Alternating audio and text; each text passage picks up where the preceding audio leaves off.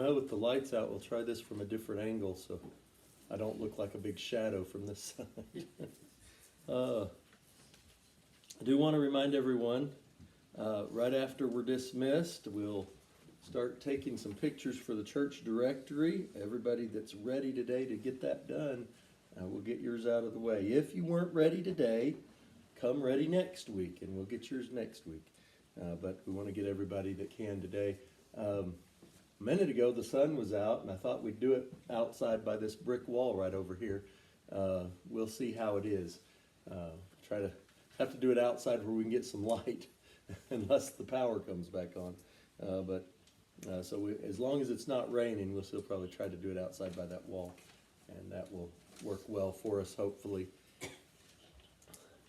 I can't help but think as we sing songs and things, sometimes I'm reminded of various stories and even jokes sometimes, and I couldn't help but think about this morning when we sing I Come to the Garden Alone, I'm always reminded of the joke about the fellows that had been members of a church but weren't very active, and they get, as the stories always go, they get to heaven and Peter's at the pearly gates, and Peter says to them, well, before you can come in, you have to tell me God's name. You can't come in if you don't know God's name. And so the first one thinks for a long time and trying to remember back to those times he'd been at church, anything he knew about that. And he finally says, I believe, if I remember right, it's Howard. Peter says, Howard? He says, yeah, I remember learning that Lord's Prayer. It says, our Father in heaven, hallowed be thy name. And so Peter said, well, no, that's not, you can go on, you don't get in. The second one comes up and he says, I've been thinking about this while he was thinking, and he said, I know. He said, it's Andy. Peter said, Andy, where'd you get that? He said, I remember that song, we used to sing it all the time. Andy walks with me, Andy talks with me, Andy tells me I'm his own. Well, sometimes song lyrics can be misheard, and words can be misunderstood. Certainly happens a lot in the world. But do want to encourage everybody to, we'll try to get those pictures taken fairly quickly afterwards so that we can move along. And I just got, my cell phone got a pretty good camera on it, or I probably use, this iPad's got an even better camera on it, so I'll probably just use the iPad, take the pictures with it. But, and it's a very, very strong camera because all these times I've filmed my sermons, it hasn't broken yet. So, in case any of you were worried about that. And I know as we get into our lesson today, for some of you might think, well, now wait a minute, I don't need this lesson. Because our lesson this morning is training up a child. And you might think, I already did that. I'm done with that. But we're going to look not only, and we want to be able to teach others also, and to help parents in the process, because it is a long process, that 18 or 35 or 40 year process that it takes to raise some children up. It takes a while sometimes. But raising children throughout the scriptures is an important thing. It's something that is talked about a lot. Children are talked about a lot. We know all of us, as we get older, we're going to pass on, and the world and the church and our whatever we have in this world is going to be left behind to children or someone else. And so as we think about children, we realize just how much children are talked about in the Bible. The word children is used 1,822 times. Child is used another 205. Son is used 2,393 times. Sons, 1,105 times, daughter 327 times, and daughters 254 times. So you put all of those together and you've got well over 5,000 mentions of offspring. I didn't even put offspring in here. That's mentioned a few times too. But you've got descendants is also, you think about this idea of one generation to another. It's throughout the scriptures. And so as we think about that, we realize it must have been something that God thought was fairly important for him to have mentioned it that many times. And it is something that is just a natural part of this world that he created. From the very beginning, from Adam and Eve, they began to have sons and daughters.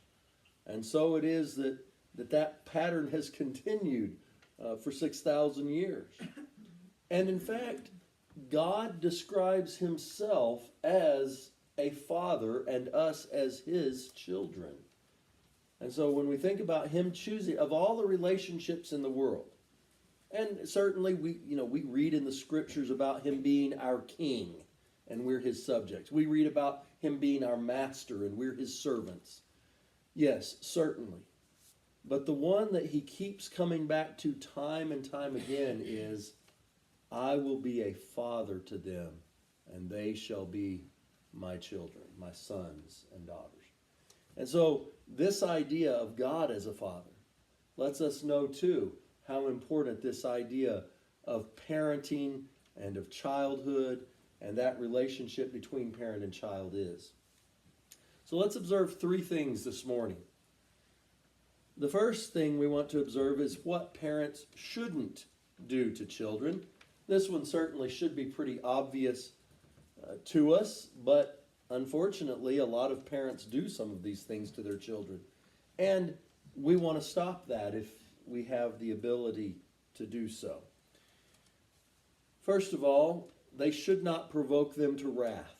Ephesians chapter 6 and verse 4 says, You fathers, provoke not your children to wrath, but bring them up in the nurture and admonition of the Lord. I remember one occasion, and I know some people say, well, your dad did wrong. Well, maybe so, but I didn't mind what he did that day. We were having a snowstorm. We'd had a snowstorm, and we were outside playing in the snow, and some of my friends were out there playing, and we were building snow forts and having snowball fights, and my dad came out of the house and came running out there and just wrecked my snow fort that I had built, and then ran back into the house. Well, I grabbed me a snowball and went after him. Of course, he was bigger and faster at that age than I was. I was still young at that time, before I could outrun him. And I ran after him, and he got inside the house, and he shut the door, and he stood right in the window just mocking me. I reared back with that snowball and threw it at the window as hard as I could. There was a screen door, and then the glass of the window of the door. And it went right through that screen, and it busted that window, and that glass went, and even, I think he even got a couple of cuts on it. And I thought I was dead. I mean, not only did I bust the window, but I did it right in my dad's face, right? And he opened the door and he called me inside, and I thought, this is the end. Goodbye, friends. Enjoy your lives. And he said, I'm sorry. I'm not going to punish you for breaking this window. He said, I did what the Bible said don't do. I provoked my child to wrath by coming out there and wrecking your fort like I did. I got what I deserved, basically is what he said. And I remembered that for all these years, 40-something years later. I still remember that event because it had such a big impact on me. It's easy to provoke somebody to wrath. And children, and especially teenagers, when they're going through puberty and everything, their hormones are fluctuating up and down, and they get mad when they don't even realize why they're mad, and you didn't even do anything to provoke them. But God says, don't provoke them to wrath. So parents shouldn't do that. And my dad realized that he had done that, and he was, if he'd have stayed outside and had the snowball fight with us, that would have all been fun and good. But running back inside and hiding, and then mocking me through the window. But we also see that parents shouldn't discourage their children. Colossians 3 and verse 21, he says, fathers, provoke not your children to anger, just like he did in Ephesians 6. But he gives a reason, lest they be discouraged. It's easy for us to discourage our children. Now, sometimes I think in our world today, sometimes parents give children some false hope. If you've ever seen any recordings of the tryouts for American Idol, there are always some people that show up for those tryouts thinking they're the greatest singers in the world, and they can't carry a tune in a bucket any better than I can. Somebody lied to them and told them they could sing when they couldn't. Sometimes we might give children a false hope, but sometimes we discourage them. Sometimes we say things, oh, well, you'll never be able to do that. Oh, well, you're not good enough at that. Oh, well, you can't do this. You can't do that. And we do those things that discourage them from even trying.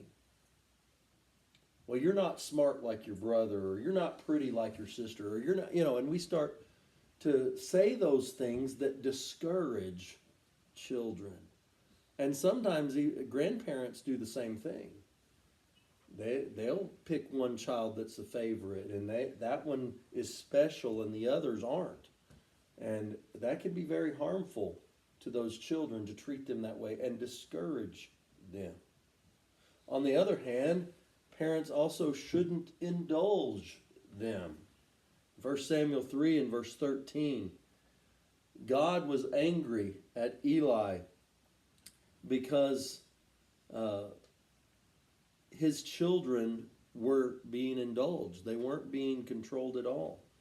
He says, and I declare to him that I am about to punish his house forever for the iniquity that he knew, because his sons were blaspheming God. Now remember, they were supposed to be the priests. Eli's sons were the priests that were supposed to be leading the people in worshiping God, and he says they were blaspheming God instead, and he did not restrain them. He indulged them in their sinfulness. We should not, as parents, indulge children in their sinfulness, in their childishness. We certainly, there are some things about childhood that are very innocent and wonderful, and we want to let them enjoy that as long as they can, because they're going to have to grow up and face the harsh realities of this world too soon anyway. But when it comes to indulging them in wrongdoing and in behavior that is not proper, we need not do that. On the other hand, parents should not abuse them. And that's one that happens far too often. Leviticus 20 and verse 2.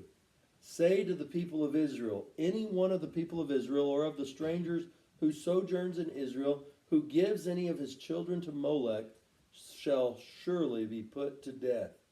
The people of the land shall stone him with stones. Now, giving his children to Molech was actually a way of saying that he sacrificed his children to that false god. Now that's the kind of the ultimate of abuse. Yet in our world today, there are many who do things that are almost that bad. Of course, we've talked before about abortion and how harsh a thing that is in our country. How many babies, innocent of all wrongdoing, are killed. And even with some steps being made to stop some of that, far too much of it still goes on in our country today. But we want to encourage parents and teach parents not to abuse their children. But we also want to understand, of course, the difference between abuse and discipline. There are some in our world today that think that every spanking that anybody ever gave a child was child abuse. And that's not what the Bible teaches. Giving children spankings is part of proper training. We'll see that a little further in a little bit. In addition to abusing them, there are some parents who neglect their children, and they should not do that. In 2 Samuel 14 and verse 24, the king said, and this is a case of David and Absalom. Absalom had had some problems. David did not take care of the situation with Amnon and Tamar like he should have. And Absalom, Tamar's brother, was upset at it, and he was angry with his father, and David didn't deal with it. He just ignored the situation and neglected his son, and his son's anger, disappointment, hurt at what had happened to his sister, and of course seemingly neglected his daughter as well, sadly. But the king said, "Let him dwell apart in his own house. He is not to come into my presence." It's a sad thing when a father and son have no relationship. Let him live in his house over there, but don't let him ever see me. I don't want to ever see him. What a sad thing. It happens far too often. It says, so Absalom lived apart in his own house and did not come into the king's presence. And it's a sad thing when families neglect one another, when they don't have anything to do with one another, don't have any kind of a relationship. And hopefully, if we are dealing with any kind of relationship problem like that, we'll correct that before it's too late. And sometimes it's hard to correct those things. They've gone on so long. But it's well worth it. The benefit that comes from restoring a relationship is well worth the effort that it would take to do so. Well, secondly, we need to observe what parents should do for their children. Let's start at the top. Parents should discipline them. We live in a world today where discipline of any kind is frowned upon by parents or police or anybody else. If anybody gets caught doing something wrong, well, you don't want to slap their wrist because that could cause them physical harm. You don't want to say that's bad and that's wrong because that could hurt their feelings. And so you just let them get away with it, and there is no discipline. It's not allowed anymore. Proverbs 19 and verse 18. Solomon said, "Discipline your son while there is hope. Do not set your heart on putting him to death." Solomon, wisest man that ever lived, who wrote the book of Proverbs, said, discipline will save your child's life. Said, we see that. Discipline your son. Do not set your heart on putting him to death. If you don't discipline, then those children are going to grow up to be criminals and rascals that if they don't get put in jail or executed by the state or killed by a police officer or something like that, they might get killed in a fight or in some other way, in a drug deal or who knows what, because you didn't discipline them while there was hope. You didn't get it straight when you could have. And so discipline. We need to do that. Now, there's no checklist for every single situation of what a child does and how they need to be disciplined in those circumstances. And that makes it tough for us all that have children and raise children or help with raising the children in any way. It's tough. There's not just, oh, they did this. Okay, well, then in that case you do A. And, they did, well, you do C. It's not that easy. And sometimes we struggle with how much to discipline and how harshly to discipline.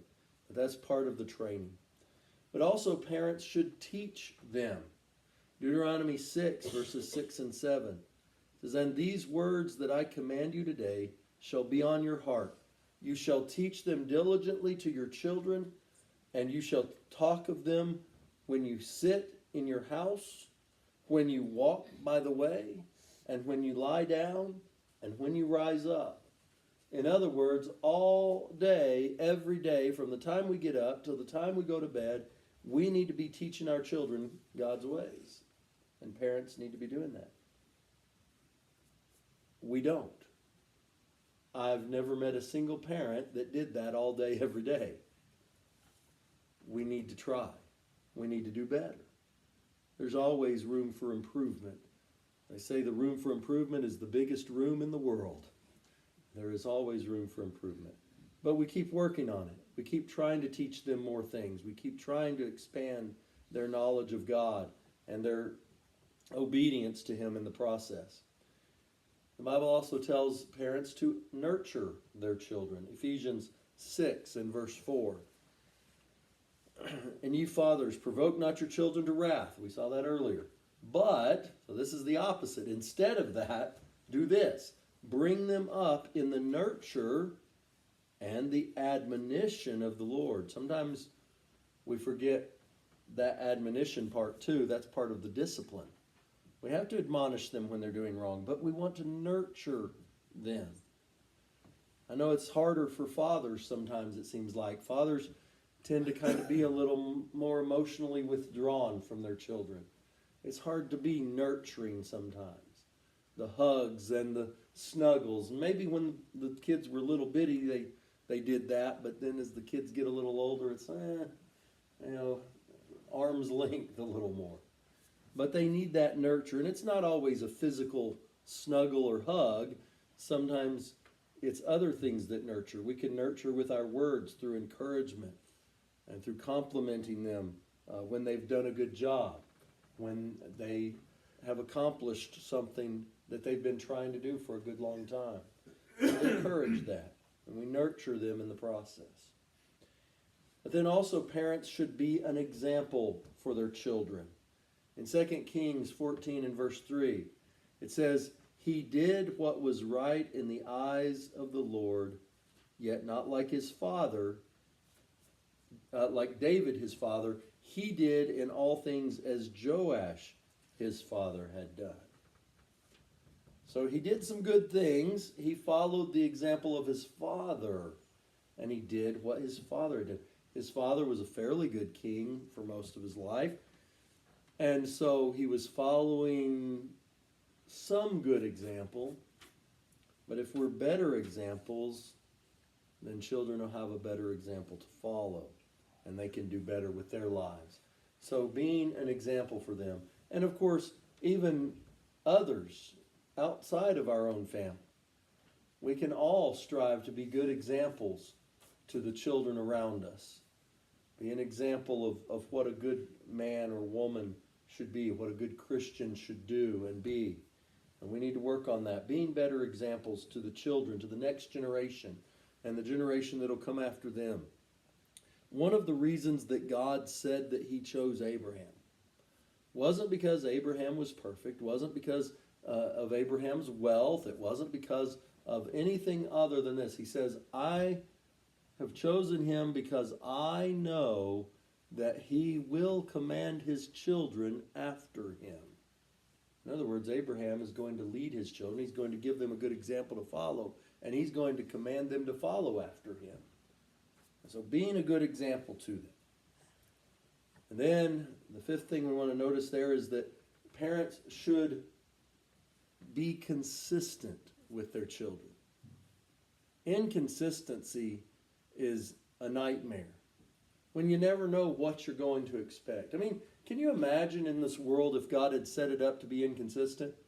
What if gravity worked one day and then it was only halfway working the next day, and then, the third day it was twice as much as usual? You'd never know what to expect. What if the sun came up at 6 in the morning one day and then didn't come up till noon the next day, and then stayed up all night one night and then didn't come out one day at all? Can you imagine living in a world like that? That would be impossible to know how to survive in a world like that. And it's that hard for children when they live with parents who aren't consistent with them. If something was wrong today, then it should be wrong the next day. If it was okay yesterday, then why am I getting a whooping for it today? I just did the same thing yesterday and you laughed about it, thought it was funny, and today you're whooping me for it. Something's wrong here. Consistency is so important. Proverbs 24, verses 21 through 22 says, "My son, fear the Lord and the king. Do not meddle with those that are given to change, for their calamity shall rise suddenly, and who knows the ruin of them both." Consistency. Not given to change. When people change their mind every day, and they're back and forth, and they're vacillating, and they're two-faced, and you never know which one you're going to get that day. I mean, put yourself in the place of a child who never knows if today doing this is going to make mama or daddy happy, or if it's going to make them mad. I mean, 2 days ago I did it and it made them happy. Yesterday I did the same thing, it made them mad. I don't know what to do today. What's it going to be like today? Being consistent, having a consistent set of rules and following through with it, and not being a hypocrite in that way. And then the sixth thing we want to notice that parents should do, and this certainly is not an exhaustive list by any means of the things either on the ones parents shouldn't do or the ones parents should do, but we want to consider they need to admit their mistakes to them. And that's hard. It is really hard for a parent to admit to a child, I made a mistake. But you know what that does for a child? It helps that child learn that it's okay to make a mistake or even have a sin and then repent of it and turn back to God. By a parent showing that in their own life, showing that I'm willing to confess my faults and grow and do better, and that I'm not perfect. I make mistakes. Sometimes children grow up and oh, mom and daddy are perfect. And then they grow up enough they realize, oh, mom and daddy aren't perfect. They're going to realize it at some point. You can't hide it. They're going to realize mom and dad aren't perfect. And when they do, how they've handled that before, if they've shown them, yes, I'm not perfect, I've made mistakes, and then they start, oh, okay, mom and dad make mistakes. We all make mistakes. We grow. We do better when we can. Then they can grow and they can do better. James 5 and verse 16 says, "Therefore confess your faults to one another and pray for one another that you may be healed. The prayer of a righteous person has great power as it's working." Confess your faults to one another, even to your children. It's hard. I've had to apologize to some of my children for the things I've done. Sometimes for the things I didn't do. Sometimes they needed to be disciplined and weren't. And I promised them I'm going to do better at that. You're going to be disciplined from now on about that. Not going to make that mistake again. But sometimes we have to admit our mistakes on a personal level too. When we've done something wrong, let them know so that they can understand that, yes, as human beings, we do things that are wrong, but God can forgive us. And we can forgive each other for those things. Third, we want to notice what we can do to help other parents or to help parents. What others should do to help those parents. First of all, encourage them. If you've been a parent yourself, you know it's not easy. So encourage those parents as they're training those children up. 1 Thessalonians 5 and verse 14, "We exhort you, brethren, warn those that are unruly, comfort the feeble-minded, support the weak, and be patient toward all men." Encourage them, support them when they're weak. Be patient with them, understanding that they're struggling with this process that's going to last for years. Secondly, we need to reinforce their authority. Do not undermine a parent's authority with their children. Oh, well, mom and daddy will never know that I took you and we did this. And I know they said don't, but I was watching a show the other day and Grandpa had the boy and mom and dad didn't want the boy playing dodgeball. But Grandpa said, he needs to learn how to play dodgeball. And they took him out playing dodgeball. Well, Mom and Daddy came in and how can I trust you to keep my kid if you do the thing that I said don't do with him? The boy wasn't very good at dodgeball. He usually caught it with his face, which you're not supposed to do that. You're supposed to either dodge it or catch it with your hands, not your face. But we should reinforce the authority of your parents. Did your mom and dad say it was okay for you to do that? What would your mom or dad think if they saw you doing this? You shouldn't be doing that if they didn't say it was okay.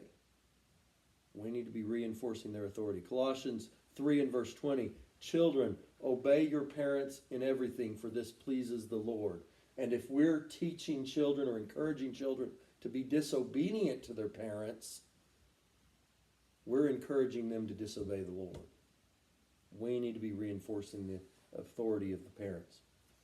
We need to remind children to honor and obey them. In Matthew 15, verses 3 through 6, Jesus says God had commanded, honor your father and mother.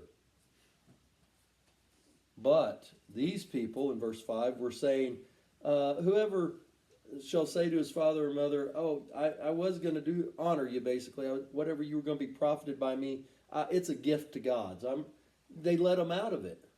He said, and he doesn't honor his father or his mother, and he's free.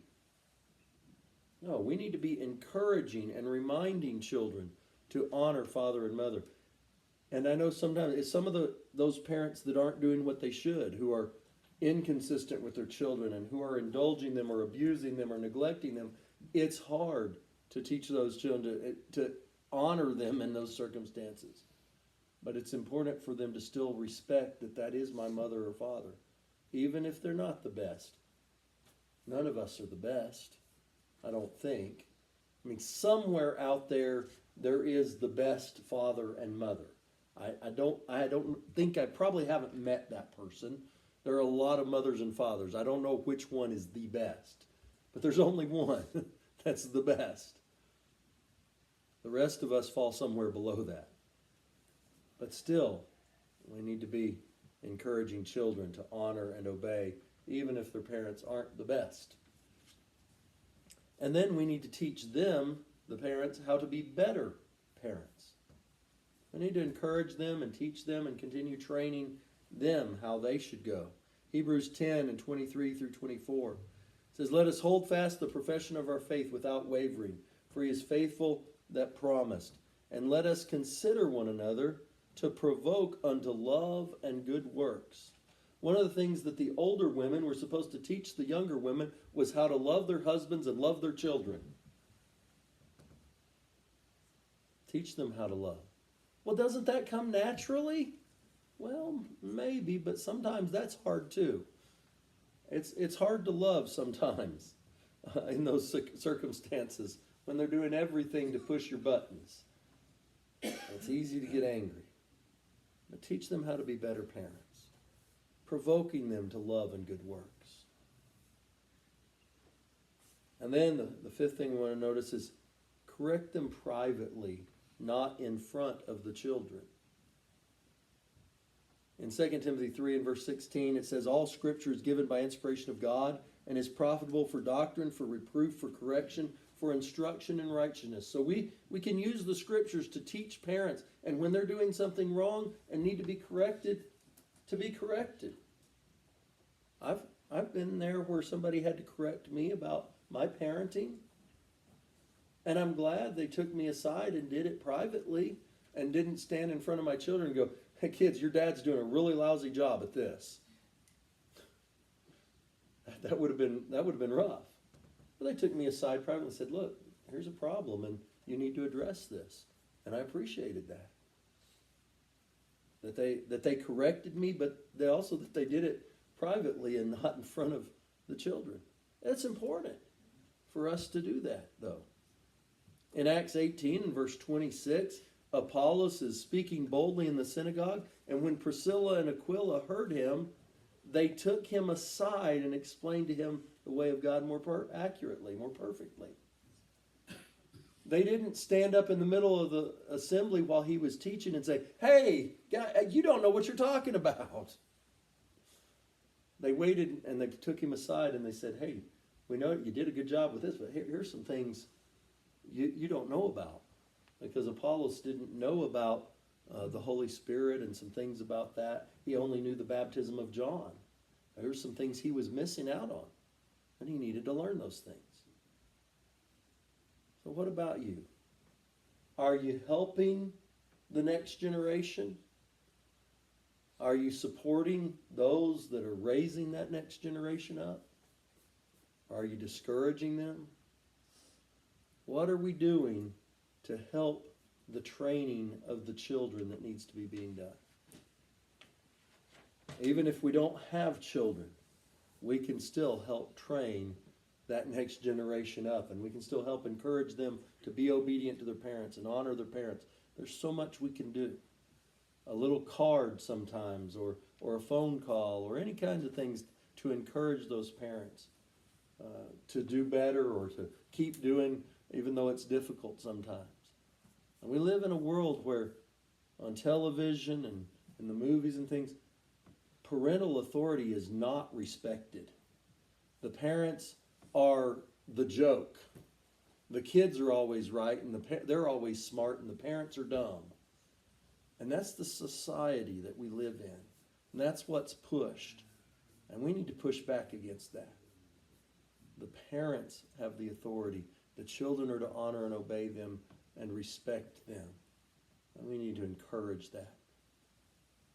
In the church, as well as with people we know outside the church. Just on a societal level, God said those who do not honor father and mother are going to be destroyed. As a nation, we will, if we don't get this right. But we need to work on that. If you're here and you have a need to respond to God's invitation for any reason, maybe it's in the area of raising children. Maybe it's as a child you weren't respectful or honoring to your parents. Maybe you need prayer for some other reason. Maybe there's some other sin in your life that you need to confess. Whatever the case may be, if you need to respond to God's invitation, please do as we stand and as we sing. Lord shall sound and time shall be